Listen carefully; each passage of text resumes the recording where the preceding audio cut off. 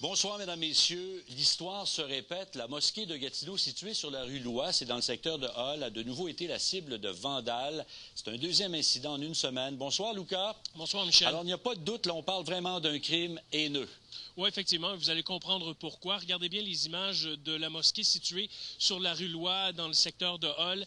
C'est assez évident pourquoi on parle de crimes haineux, des graffitis un peu partout sur la mosquée, notamment sur la porte principale, là où les fidèles rentrent depuis tout à l'heure à l'intérieur de la mosquée. Donc, on peut voir l'étoile de David avec des termes que je ne répéterai pas. Vous pouvez bien les lire. Ce n'est pas le seul endroit où il y a des graffitis haineux. Également, dans une autre porte située à proximité, vous pouvez voir ici encore une fois l'étoile de David et d'autres graffitis haineux. Selon la police de Gatineau, c'est la 4e fois en 6 mois que des événements comme ceux-ci surviennent.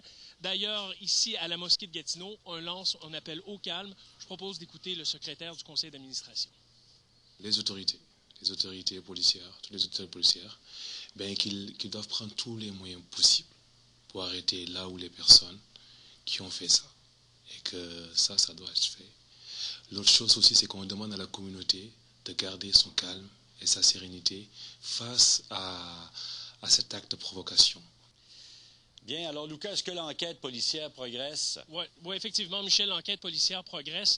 Vous savez, ici à la mosquée, il y a des caméras de surveillance, des caméras qui ont capté en début de semaine le suspect qui aurait lancé des roches à l'intérieur sur les vitres de la mosquée. Et encore une fois, les policiers pensent qu'il s'agit du même suspect. Je propose d'écouter les policiers qui ont une description de ce suspect-là. On parle d'un homme en début vingtaine, pesant aux alentours de 175 livres à peu près, mesurant 5 pieds 8 à 5 pieds 10 pouces. Il était vêtu d'un manteau noir, un manteau d'hiver. Sous le manteau, on parle d'un chandail gris à capuchon gris, style kangourou. Il avait également des pantalons jeans et des souliers foncés.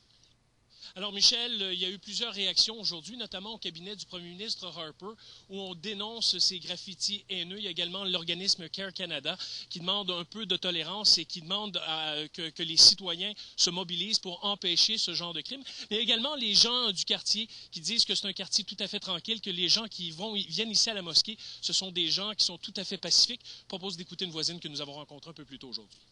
Je trouve ça juste vraiment désagréable que ces gens-là viennent semer de la bisbille. Puis là, c'est pas nécessaire. C'est une rue qui est calme, puis on n'a pas besoin de ça ici.